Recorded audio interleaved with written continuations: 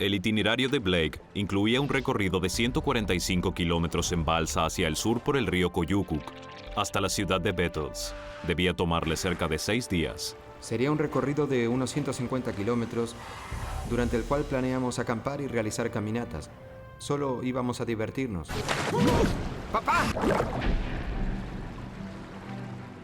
Fue a comienzos de junio, 2 semanas antes de que comenzara la temporada de vacaciones, así que Blake y Neil tenían al Koyukuk todo para ellos. Mientras navegábamos por el río, comentábamos que era maravilloso ser los únicos allí, ser los primeros del año. Y había una razón para ello. Durante 8 meses al año, los ríos están cubiertos de hielo. La nieve que cubre la reserva llega casi a los 2 metros. En verano todo se derrite, inundando el río con miles de millones de litros de agua. Pero era el comienzo de la temporada, y Blake y Neil pronto divisaron algunos trozos de hielo que aún no se habían derretido. Blake, hielo. ¡Oh, sí! Pensé que ya se habría derretido todo. Yo también. De hecho, cuanto más navegábamos, más hielo encontrábamos. Parece que esto va a seguir así. La corriente también comenzaba a tomar velocidad y Blake forcejeaba por controlar la balsa. ¿Crees que deberíamos detener esto? Intentaba ver más allá del recodo, esperando divisar la ruta que debíamos seguir. Y en ese momento comprendí que en realidad nosotros no podíamos decidir qué camino tomar. Totalmente fuera de control, los hombres fueron arrastrados por la corriente. Debemos detenernos y parar esta cosa. Lo intento, pero no puedo aminorar la velocidad.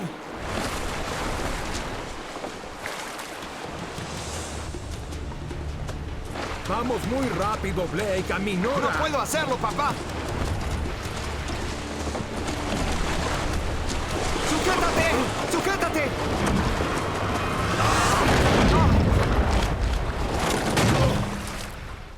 En ese momento estábamos aterrados y todo pasó tan rápido que no tuvimos tiempo de pensar en nada. Lo siguiente que puedo recordar es ser arrastrado justo debajo del hielo. Tuvimos poco tiempo para comprender lo que había ocurrido. Pero sabíamos que estábamos en problemas.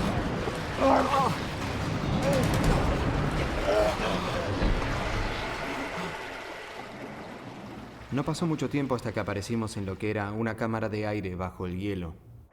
La bolsa de aire los había salvado, pero la capa de hielo podía extenderse por varios kilómetros. Recuerdo haberle gritado a mi padre. ¡Papá! Blake gritaba, "Lo siento, papá". ¡Papá, lo siento! Pero obviamente no fue su culpa. ¡Toma mi mano! Blake pudo tomar la mano de Neil.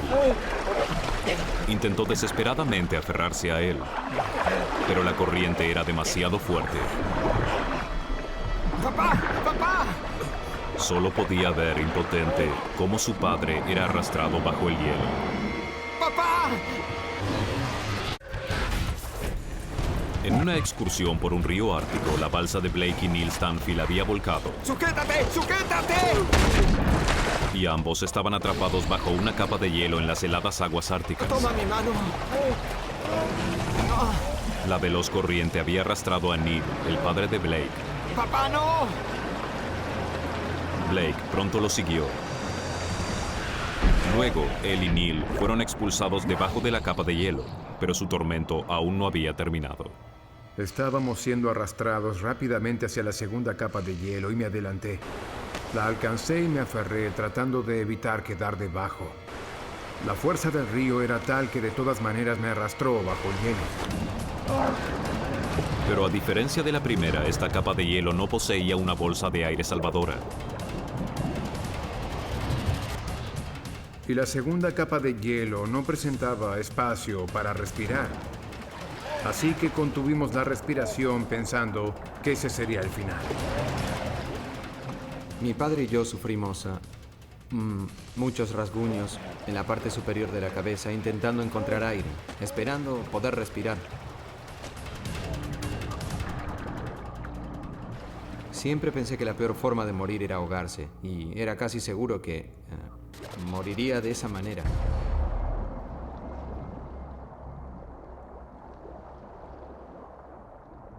Todo lo que recuerdo luego de estar bajo el agua por lo que me pareció una eternidad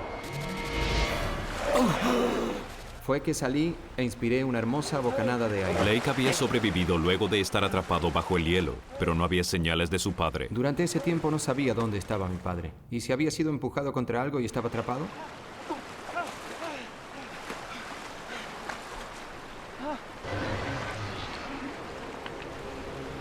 ¡Papá!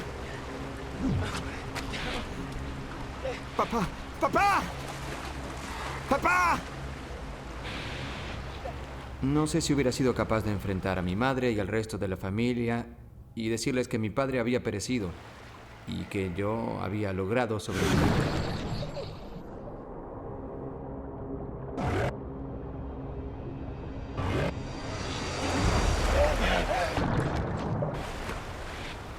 Lo siguiente que recuerdo fue ver su cabeza por encima del agua. Estaba vivo, pero la fuerte corriente lo arrastraba. ¡Papá! No parecía hacer ningún intento por salir del río. Y yo sabía que estaba herido y que no podría hacerlo. Neil estaba exhausto, pero de alguna manera logró aferrarse a una roca y salir. ¡Papá, vas a congelarte! Blake sabía que su padre debía llegar a la orilla pronto antes de quedar paralizado por el frío y la conmoción. ¡Papá, debes nadar! ¡No te detengas! ¡Vamos! Mientras tanto, Blake me gritaba y yo no podía oírlo por el estruendo del río. ¡Debes llegar a la orilla! ¿Qué? Blake, no puedo oírte. Finalmente logré hacer una inspiración profunda para decirle que se callara. ¿Me dejas pensar un minuto? Blake me decía que tenía que nadar hacia él, cosa que era lo que yo menos quería hacer. ¡Papá! ¡Ven! ¡Vamos! ¡Vamos! Neil sentía pavor al pensar en enfrentar la helada corriente otra vez, pero Blake sabía que era su única posibilidad. ¡Vamos, papá! ¡Puedes hacerlo! ¡Vamos! Reuniendo valor, Neil se sumergió. ¡Vamos, tú puedes! ¡Papá!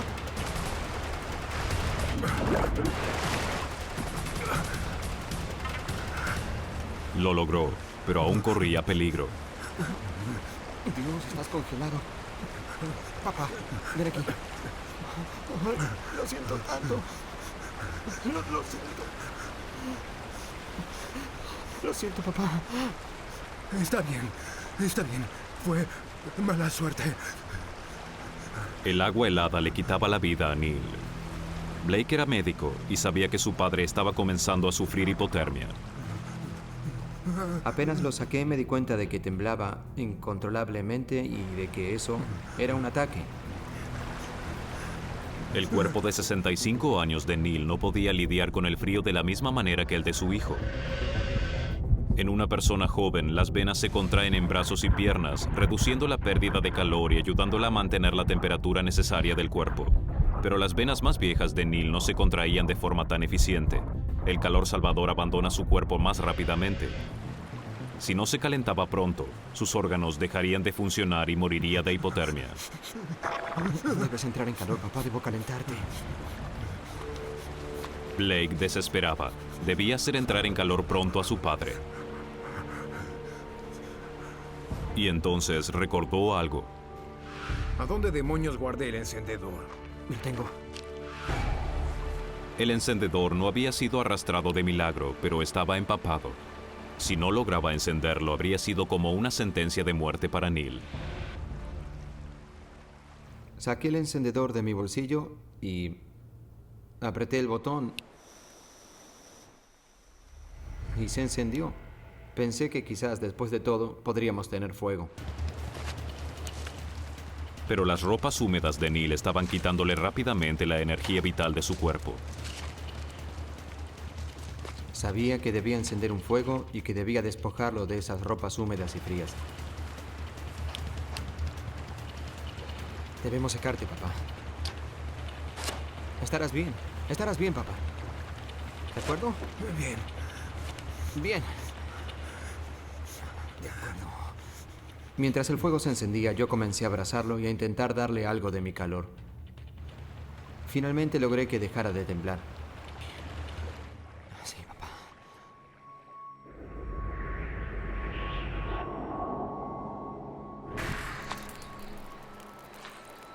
La crisis inmediata había pasado.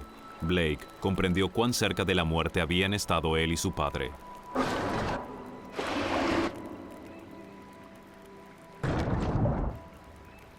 Blake tenía en su chaleco salvavidas una foto de su esposa y su hijo. Y le preocupaba mucho no volver a verlos. Y ambos lloramos un poco. Está bien. Mira, todo estará bien.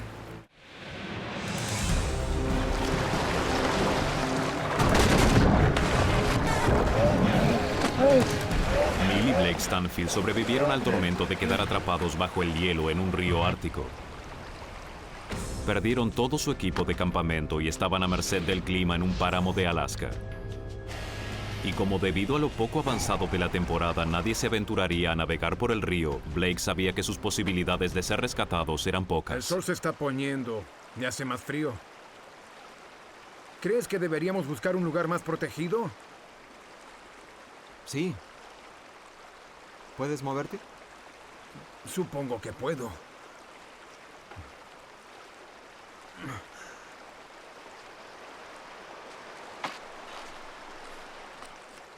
¿Qué estás haciendo?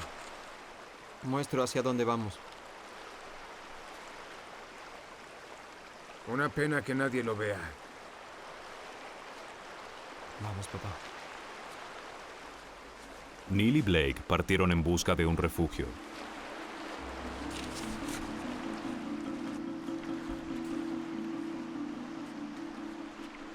Creo que en ese momento yo quería avanzar mucho más rápido de lo que mi padre podía caminar. Porque yo estaba teniendo muchos problemas. Neil se esforzaba por seguir el ritmo de Blake. Ya tenía 65 años y aún sufría los efectos provocados por un accidente ocurrido un año atrás que le dejó un tobillo fracturado. Blake, ¿podríamos detenernos aquí por un minuto? Ni siquiera estás intentando hallar un lugar para detenernos. Perdón. Me dejé llevar.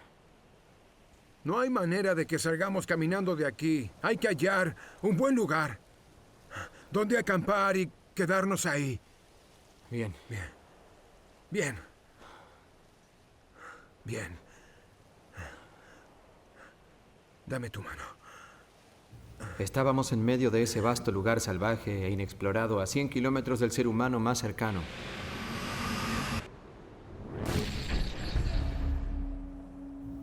Faltaban unas 2 semanas para que alguien se acercara al área en donde estábamos. Estábamos solos y debíamos resistir y sobrevivir hasta que halláramos la manera de irnos o que alguien nos encontrara. Decidieron quedarse y construir un refugio para protegerse del clima. Pero el riesgo de lluvias era el menor de sus problemas. Oye, Blake, ven a ver esto. ¿Qué? Huellas. ¿Qué piensas?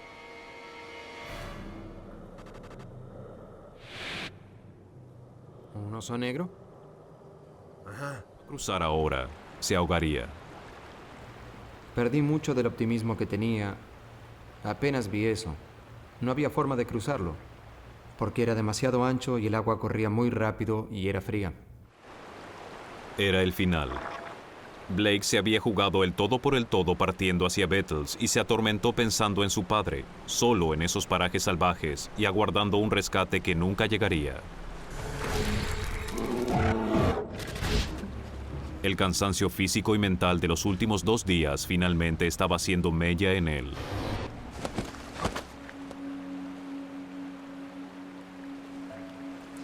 Comprendí que debía descansar. Era algo que mi cuerpo me pedía en ese momento, debido a todo lo que debió pasar.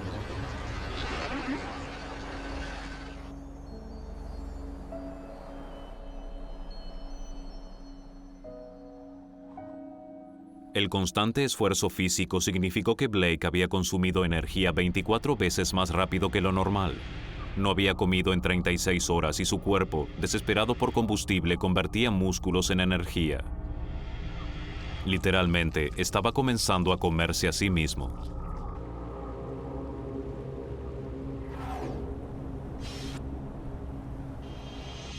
A kilómetros de allí, Neil enfrentaba su primera noche solo en un páramo de Alaska junto a los depredadores. Estaba hambriento y exhausto, pero sabía que dormirse era riesgoso. Todo lo que tenía para ahuyentar a osos y lobos era el fuego.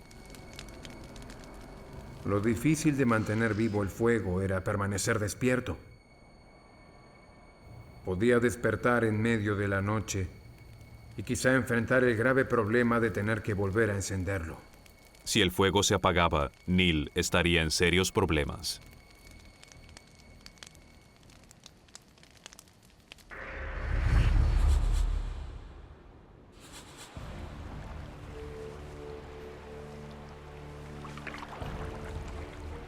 Tras una noche de sueño irregular, Blake debió enfrentar lo sombrío de su situación.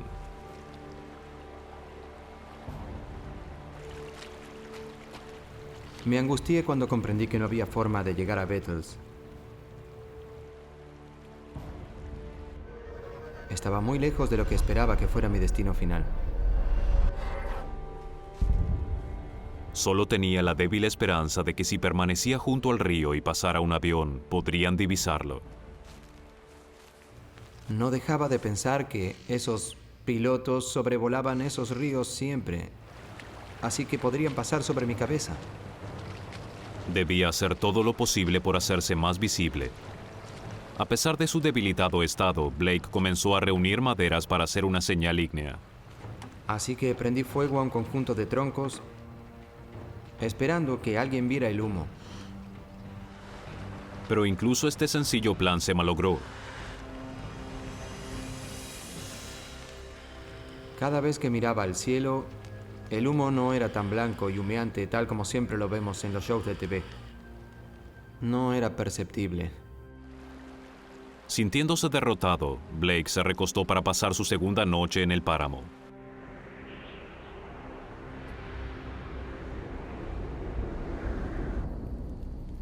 Neil se las había arreglado para mantener vivo el fuego, pero lo que hasta ese momento lo había salvado estaba por ponerlo en peligro. Creo que saltó una chispa. De pronto había fuego por encima de mi cabeza. Y estaba a unos 50 centímetros por sobre mi cabeza. Así que debí irme pronto de allí. Neil vio con impotencia cómo su preciado refugio era devorado por las llamas.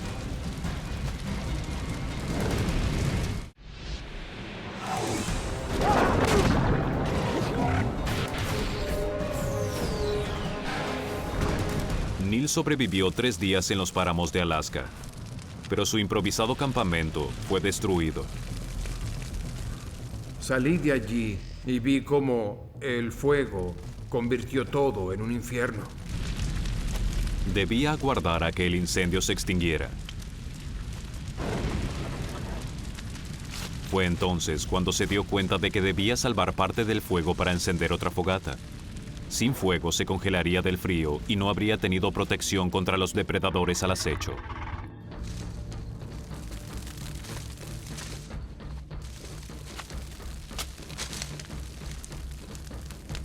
Por el momento, Neil había mantenido el fuego.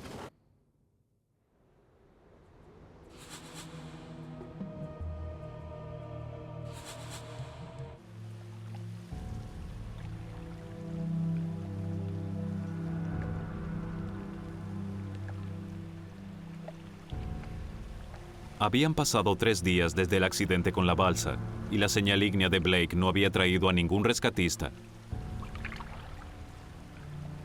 Su optimismo disminuía, y además tenía problemas más serios.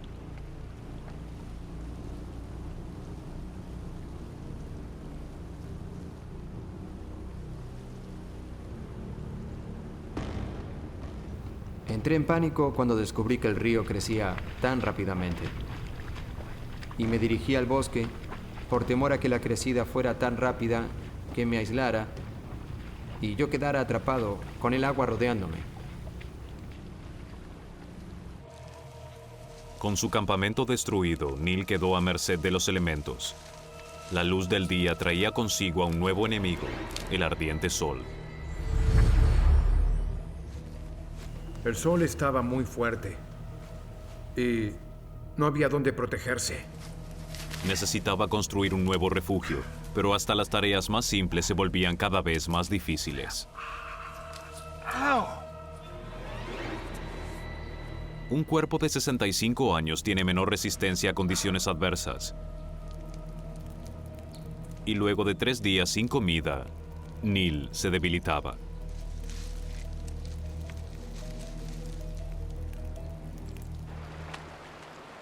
Blake seguía esperando.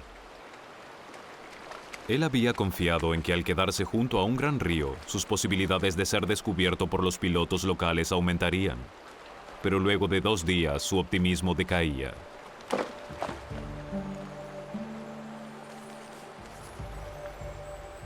Estaba muy deprimido por la situación en la que estábamos, especialmente porque tenía mucho tiempo para pensar en ello. Blake había resistido otro día y otra noche, pero su temor era que su padre no hubiera sobrevivido a su terrible situación.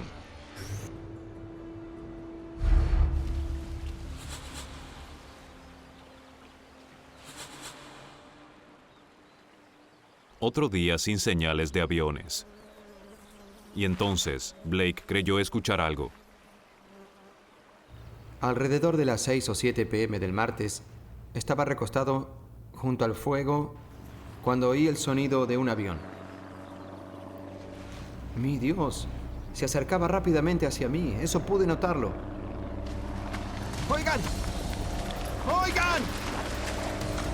¡Aquí! Blake estaba desesperado porque el piloto lo viera. ¡Aquí! ¡Aquí! ¡Aquí! Comprendí que me habían visto. Me vieron. El avión no aterrizó, pero Blake estaba convencido de que había ido por ayuda.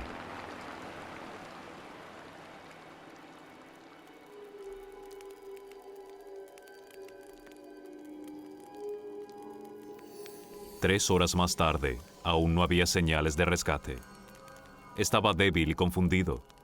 ¿Habría sido una alucinación? Luego de un tiempo empecé a preguntarme si no habría alucinado. ¿Me había imaginado el avión?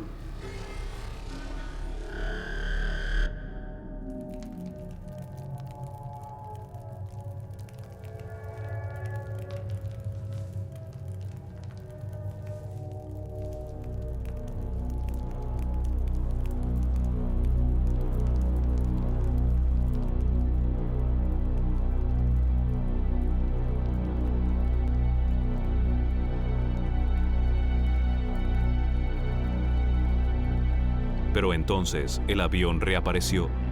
¡Estoy aquí! ¡Hey! ¡Oigan! ¡Oigan! Y dejó caer algo.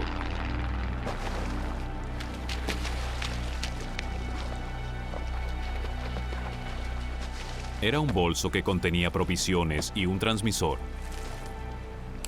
Encendí la radio y les conté lo que había sucedido. Solo un pensamiento ocupaba su mente. ¡Deprisa! Deben encontrar a mi padre. 80 kilómetros río arriba. Habrá un fuego. Ustedes lo verán. El piloto ordenó una búsqueda aérea en pos de Neil.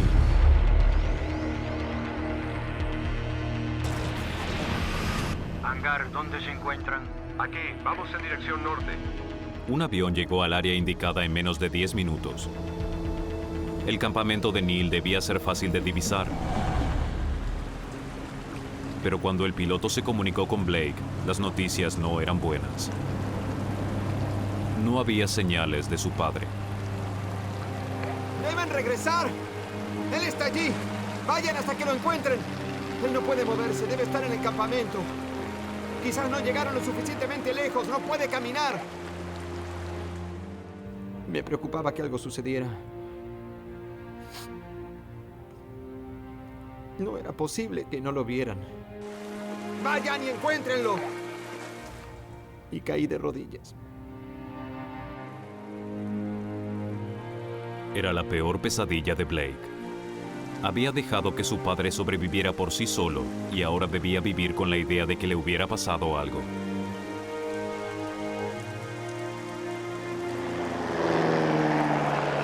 La búsqueda aérea continuaba. Todo lo que Blake podía hacer era esperar y rezar. Yo estaba regresando a base.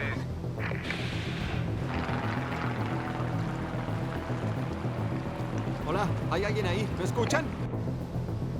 Finalmente, el piloto vio algo, pero no pudo aterrizar. Un helicóptero recogió a Blake y se dirigió rápido al lugar. Hangar, ¿me copian?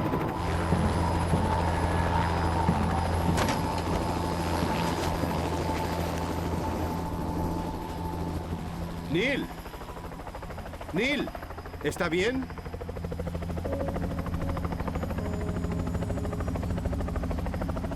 ¿Cómo supo el lugar? Lo supe por su hijo. Subieron al helicóptero. ¡Papá! Lo siento tanto, papá. Lo siento. Y todo lo que pude decirle fue... oye, te ves horrible. Bueno, tú tampoco te ves bien. Estaba feliz de verlo, muy, muy feliz. Y ahora podremos irnos a casa. Salgamos de aquí. Y despegamos juntos. Otra vez.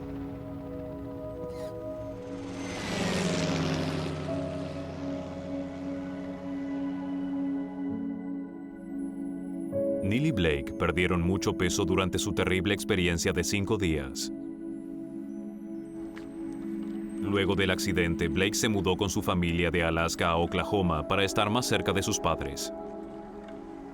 Ahora ejerce la medicina. En tanto, Neil dirige un negocio de administración de edificios.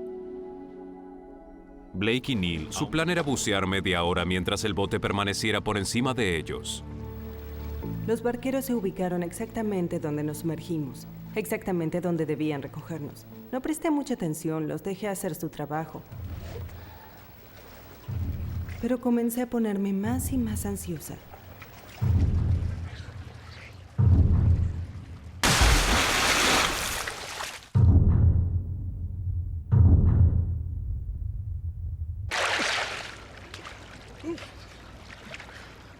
Vengan, el agua está espléndida.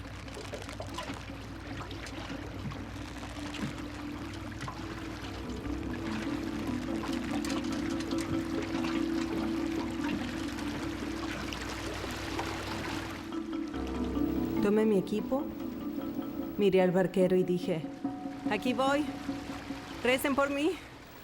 Y me pregunté por qué había dicho eso.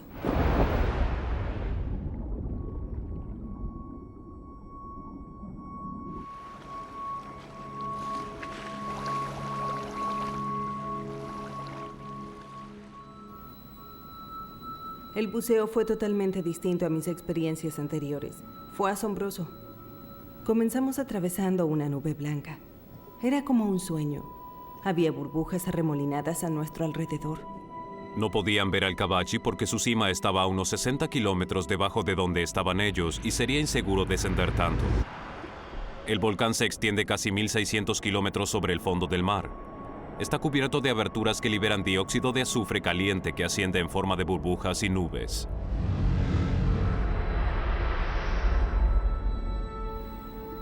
Era como una grandiosa imagen celestial, increíble.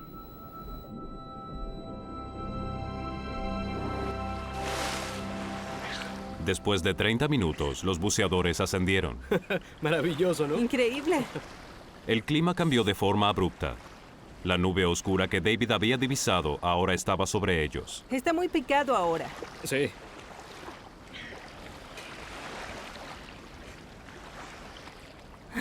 Ahí está el barco, a kilómetros. La corriente es muy fuerte. ¡Hey! ¡Hola! ¡Hey! ¡Aquí estamos! Recuerdo que no me asusté mucho. Solo quería subir al barco y cubrirme con una toalla. Pero no regresaron. Encendieron los motores. No pueden escucharnos por el ruido. ¡Apáguenlos! ¡Apaguen los motores! ¡Apáguenlos! ¡Hey! Le pregunté a David por qué no regresaban y no pudo responderme. Gritábamos tanto como podíamos. ¡Hola! ¿Por qué no nos miran? Estamos aquí. Los barqueros sabían que los buceadores debían estar en la superficie. Esperaban verlos emerger, pero no lo lograron porque el cielo estaba oscuro. El barco permanecía en su lugar con los motores encendidos, pero no sabían que una poderosa corriente alejaba a los buceadores. ¿A dónde va? A ninguna parte. A ninguna parte. No. No, es la corriente, nos está alejando. Claro que sientes enojo. Quieres que se den vuelta y regresen. ¿Por qué no nos miran? ¡Hey! La corriente nos alejaba. Podíamos verlos. Pero ellos no podían. El motor encendido consumía mucho combustible. Si los barqueros no se iban pronto, quedarían varados en el océano. Uno de ellos buscaba desesperadamente a los buceadores, pero no tenía idea de cuán lejos estaban. Con el tanque de combustible casi vacío, los barqueros no tuvieron otra opción que regresar a la isla para buscar ayuda. ¡Chicos! ¡No! Todo sucedió muy rápido. Los vimos desaparecer, como si el mar se los hubiera tragado. Le dije a David, estamos en problemas. Estamos muy, muy, muy mal. Tenía la esperanza de que ellos regresarían como héroes sobre las olas y que nos rescatarían del agua. Pero no fue así. Estábamos totalmente solos, a kilómetros de la costa. Estábamos en problemas. ¿Crees que podríamos nadar hasta ahí? No. Es demasiado lejos. Ellos nos buscarán corriente abajo. Deberíamos quedarnos aquí. Preferí no arruinar la posibilidad de que nos encontraran. El conductor era el único que sabía que estábamos en problemas. Y de venir a buscarnos lo haría corriente abajo. Por eso lo mejor era quedarnos ahí. ¿Cómo sabes que regresarán? Bien. Fueron a buscar combustible. Les llevará 1 hora ir y 1 hora regresar. Creo que estarán de vuelta para las 4 en punto. Sí. David había pensado ese cronograma y creía que el barquero iba a regresar a las 4 en punto. Primero no me molestó quedarme ahí un tiempo, pero la incertidumbre comenzó a irritarme.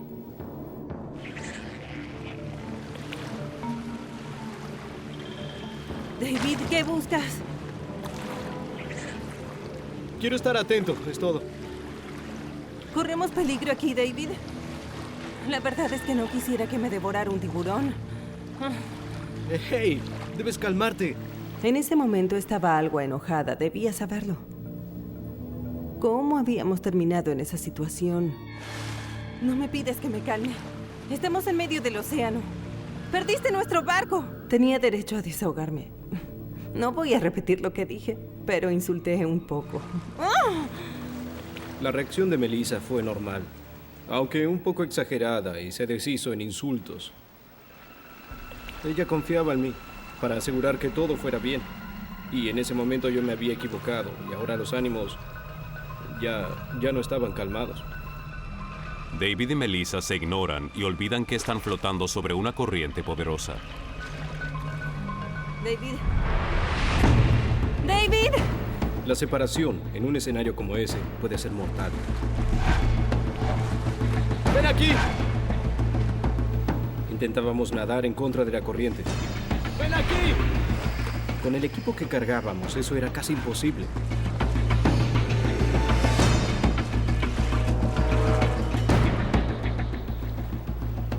Después de estar separados durante algunos segundos, pensé, oh Dios, esto no puede seguir así.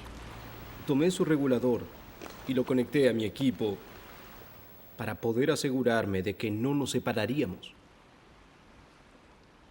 ¡Hey! ¡Hey! A 30 kilómetros en la isla, los barqueros dan la voz de alarma. Perdimos 2 buceadores. Los lugareños saben que grandes tiburones martillo estuvieron acechando a los pescadores. Los buceadores son muy vulnerables. Los rescatistas se apresuran hacia el océano para buscarlos. David y Melissa esperan que la ayuda esté en camino, pero a cada hora que pasa, la preocupación aumenta. En las Islas Salomón hay una gran variedad de vida marina. Pero nuestro mayor temor eran los tiburones. Me los imaginaba dando vueltas bajo el agua. Y una gran boca surgiendo desde abajo y lanzándose hacia uno de nosotros.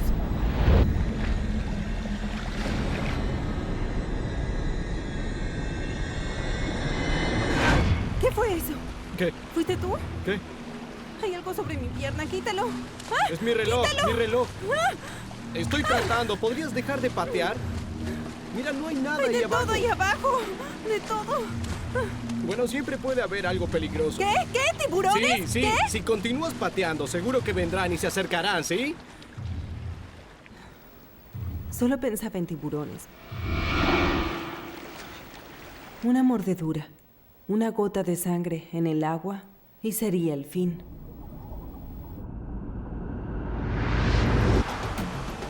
Los grupos de búsqueda llegaron a Kabachi. No tenían idea de que David y Melissa se habían alejado kilómetros a la deriva. Siguieron buscando sobre el volcán.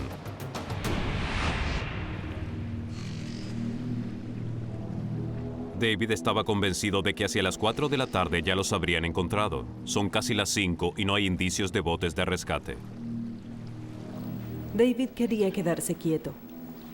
No quería moverse. Quería conservar sus energías. Recuerdo que yo me daba vuelta y miraba a mi alrededor. Miraba todo y solo veía agua. Y luego miré la costa y pensé, no hay otra opción. Deberíamos nadar hacia allí. David me miró a los ojos y sabía que no había nada más que decir y comenzar a nadar. Nada suavemente, Bien, sin salpicar. bien. Mantendré mi cabeza bajo el agua y estaré en guardia, ¿sí? Suavemente. David no quería comenzar a nadar porque con sus 30 años de experiencia de buceo sabía que salpicar sobre la superficie era peligroso. Tras haber estudiado los océanos durante toda mi vida, sabía que había una alta probabilidad de que aparecieran tiburones. Estábamos nerviosos. Eso no es bueno. Para nada. Mientras David vigilaba debajo de la superficie, Melissa estaba alerta ante algún indicio de peligro.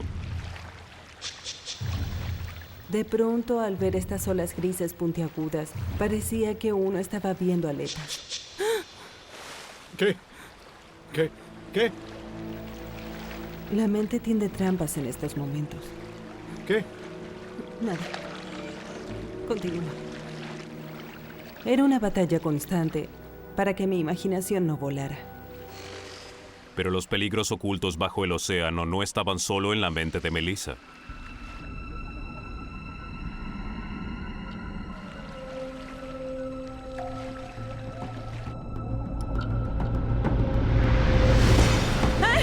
¿Qué? ¡Algo me mordió!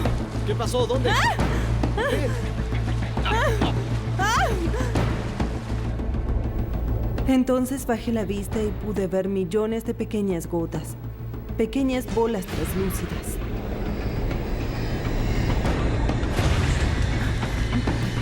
¡Son medusas! Las medusas tienen delgadísimos tentáculos cubiertos con células. Cuando los buceadores las molestan, estas explotan y lanzan miles de aguijones punzantes hacia la carne. El fluido tóxico emerge a la superficie de su piel y crea dolorosas ampollas. Una colonia de medusas puede estar formada por cientos de miles de individuos. Los buceadores deben pasar entre ellos. La sensación es dolorosa, pero no te matarán. Sigue nadando. ¡Vamos! Nadábamos entre innumerables medusas. Nos picaban por todo el cuerpo. Recuerdo que quería contar las picaduras. Llegué a contar 64. Pero después todas se transformaron en una. Era un dolor terrible que me afectaba todo el cuerpo. Atravesaron la colonia de medusas, pero quedaron cubiertos de picaduras. Me duele mucho el labio. Me arden las manos. No te preocupes, el dolor se quitará en 1 hora. ¿Puedes continuar? Sí. Sí. ¿Sí? Desesperados por escapar de las medusas, los buceadores chapotearon sobre la superficie, rompieron la regla de oro de David y se convirtieron en una atracción para los depredadores. Miré justo hacia abajo y vi que algo se aproximaba. De pronto David me empujó abruptamente hacia un costado. David, ¿qué estás haciendo? Me eché hacia atrás y luego él me empujó. No entendía qué sucedía. Venía directamente hacia mí desde las profundidades. Literalmente, lo veía frente a mí. ¡Cuidado!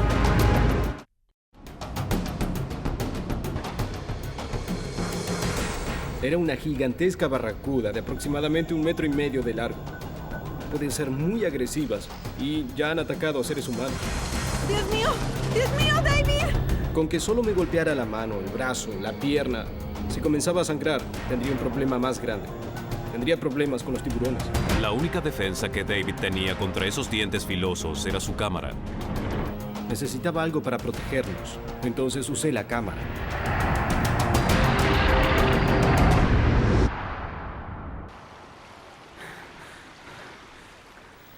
Nadó en círculos alrededor de nosotros y se marchó. ¿Cómo creerlo?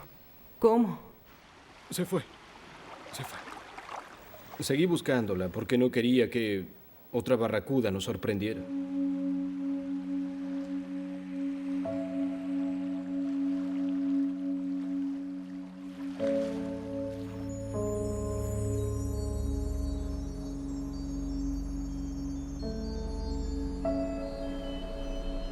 Al atardecer, los grupos de búsqueda regresaron a la isla. Pasaron más de 6 horas buscando a los buceadores perdidos. Por la mañana, reanudarían la búsqueda, pero todos sabían que para entonces lo más probable era que debieran buscar cadáveres.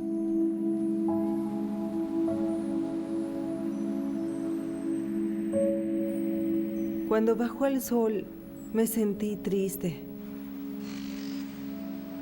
No comprendía por qué no regresaron por nosotros. Me sentía herida. ¿Cómo era posible?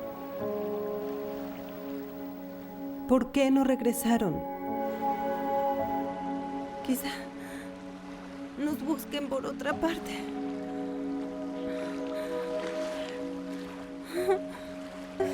Debemos seguir nadando. Estamos avanzando mucho. Te sientes muy valiente, pero aunque ríes, entras en pánico. En la noche el escenario es muy diferente porque muchos animales van a la superficie para alimentarse. Pensé, ¿estábamos ahí para que nos comieran?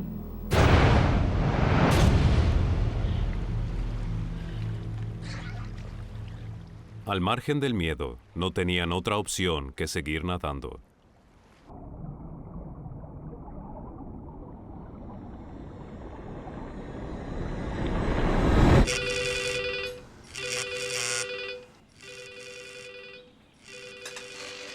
A más de 1.600 kilómetros, Owen, el hermano mayor de David, estaba con su familia.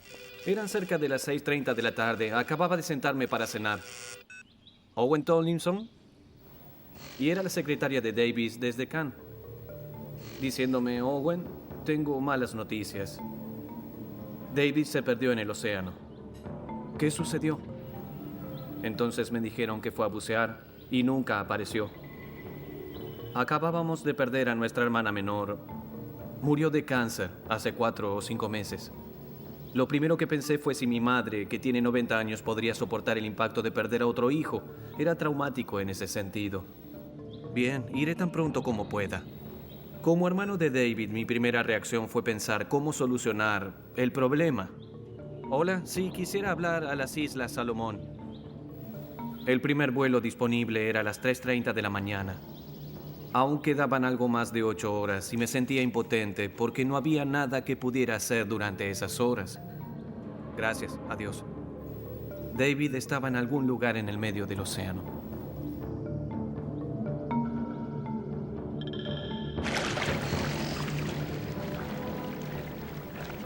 Caía la noche y cuando quedamos a oscuras, todo se hizo más aterrador. Melissa, ¿Qué? detente. ¿Qué sucede? Detente. Mira. Miren el agua. Me di cuenta de que cada vez que movíamos un brazo o una pierna, el agua brillaba. La misteriosa luz se debía a la presencia de plancton en el agua. El movimiento más leve hace que se genere un brillo que se denomina bioluminiscencia. Con cientos de millones de ellos en el agua, cualquier movimiento repentino de un buceador produce una estela de luz. ¡Vaya!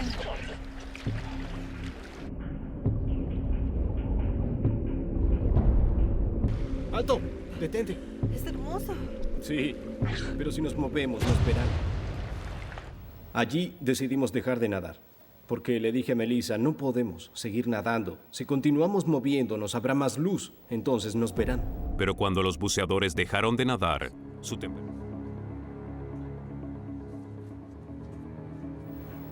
Pensé que saldríamos a primera hora, pero fue más bien cerca de las 8 de la mañana. Me sentí molesto. Quería salir a buscarlos lo antes posible.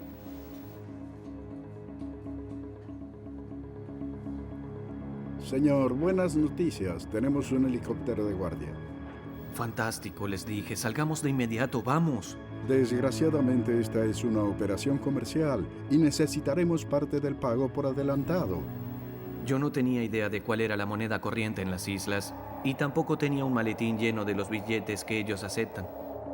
¿Esto sirve? Está bien. Espere un minuto. La tarjeta de plástico fue muy útil. Y funcionó. Bien, muchachos, listos para salir. Finalmente, a los buceadores les llegó la posibilidad de rescate. David y Melissa nadaron 24 kilómetros sin descanso, alimento ni agua potable. Ahora el ardiente sol se suma al sufrimiento. Tenía los labios secos e hinchados. Y ahora el sol los secaba aún más. Comenzaban a ampollarse. Las piernas se me contraían. No podía flexionar los brazos. El agua salada me carcomía poco a poco.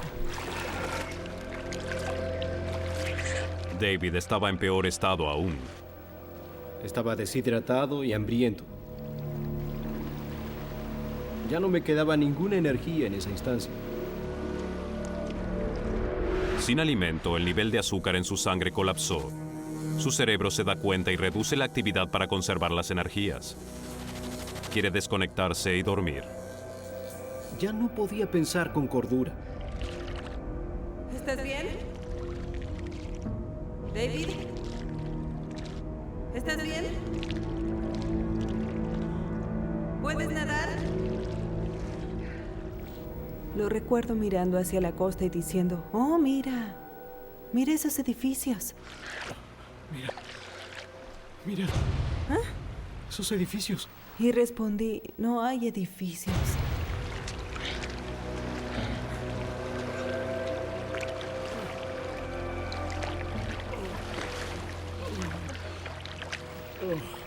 Entonces me di cuenta de que se desvanecía.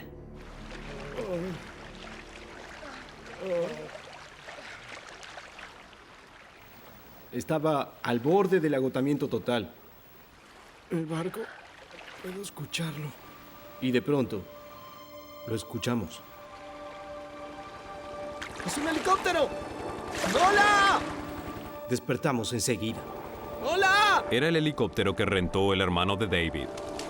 El rescate finalmente había llegado. Fue lo más hermoso que había visto en mi vida.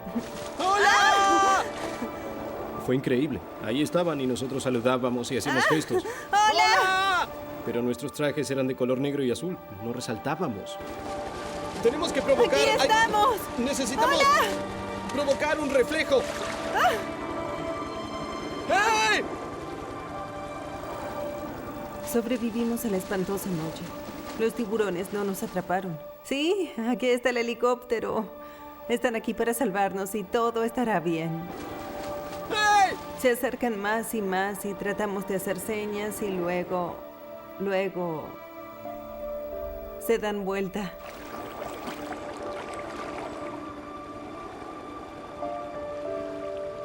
No nos vieron.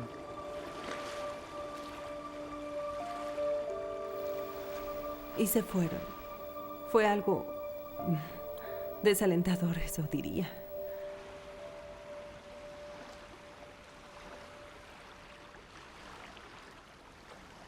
Luego seguimos adelante hacia la costa. Debemos nadar. Vamos. No había otra opción más que seguir nadando. Los buceadores, exhaustos, todavía tenían 6 kilómetros hasta la costa. Para David, era un panorama terrible. No le había dicho que enfrentaríamos el mayor de los miedos en el tramo final, bien cerca de la costa, porque es un área donde hay muchos peces y vida marina, donde incluso se encuentran los predadores más grandes. Y al mismo tiempo, tampoco le dije de los 2 tiburones martillo de más de 6 metros que habían estado molestando a los pescadores. Eso me preocupaba mucho, pero era mejor que no lo supiera. Pero lo que David no sabía era que sus aletas habían rozado sus tobillos y ahora estaba sangrando mucho. La sangre se diluye rápidamente en el océano, pero no es mucha la cantidad que el tiburón precisa para advertir a su presa. Las membranas plegadas en su hocico están cubiertas de millones de sensores químicos que le brindan un olfato extraordinario, 10.000 veces más poderoso que el de los humanos. Los tiburones martillo huelen una gota de sangre en la inmensidad del mar. Recuerdo que pensé, ¿qué es ese trozo de plástico que sale del agua? Parece el extremo de un bote o como un kayak que emerge del agua. ¿Qué es ese plástico? ¡Oh! ¡David! ¡David! Vi una aleta. ¿Qué? ¡Oh, Dios mío! ¡Ah! Eso me despertó. ¿Cómo era? ¿Cómo era? Le dije, ¿se parece a esto? Y ella dijo sí. Lo que había esbozado con mi dedo era el alerón dorsal de un tiburón martillo. ¡Oh, Dios mío! ¡Oh, Dios!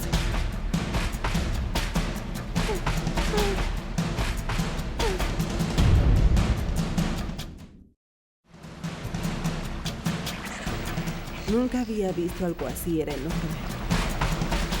¿Te refieres a un tiburón de más de 6 metros de largo?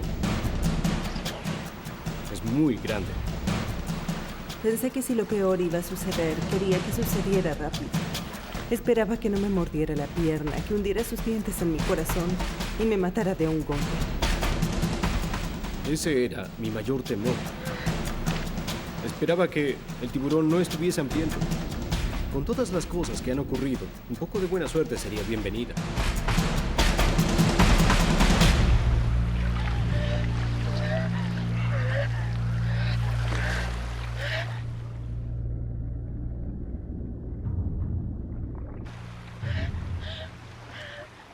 El problema es que uno sabe que está cerca.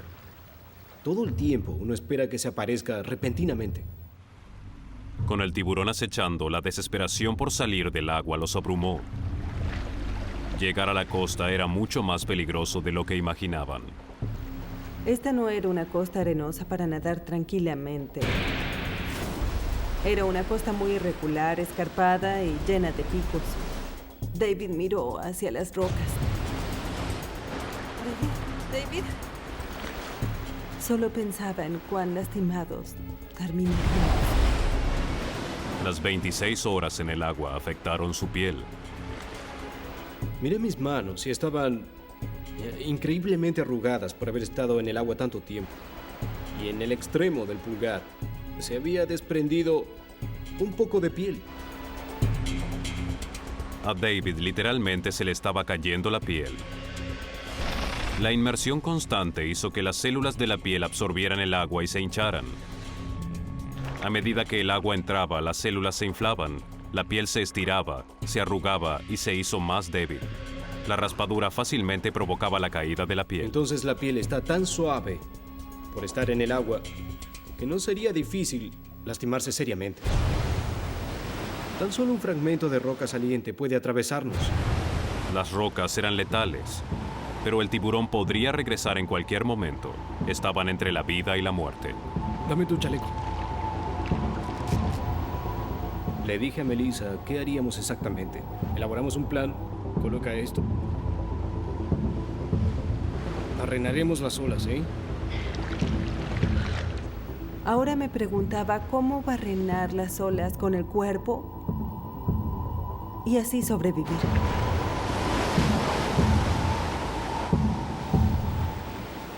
Pero ¿qué opción teníamos? Era aterrador. Estábamos a 100 metros de la costa. Pero iba a ser difícil sobrevivir. ¿Lista?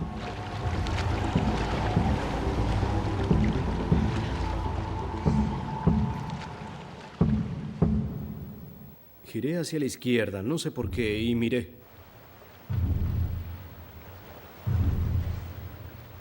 Y luego lo escuché decir, ¡demonios! Un bote. ¡Hey!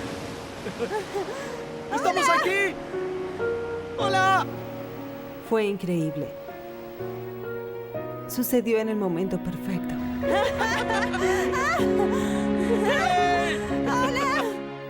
Fue un sentimiento absolutamente increíble, porque fue como quitar el peso más grande que uno pueda tener. Cuando me di cuenta, había un bote junto a nosotros y me sacaban del agua. Me sentía como una loca. Lloraba y me reía al mismo tiempo.